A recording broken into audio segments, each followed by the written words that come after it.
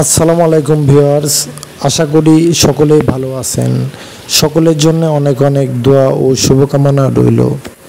প্রিয় শুভাকাঙ্ক্ষীগণ, এই সুন্দর মনোরম দৃশ্যটি দেখতে পাচ্ছেন, এটা হলো রাজশাহী জেলার বাঘা উপজেলা কমপ্লেক্সের সামনে নবনির্মিত জলপ্রপাত। এই জলপ্রপাতটি আজকে ৮/৭/২০২৫ উদ্বোধন করা হয়েছে। এই জলপ্রপাতটির সৌন্দর্যতা আপনারা দেখতে পাচ্ছেন কতটা সুন্দর।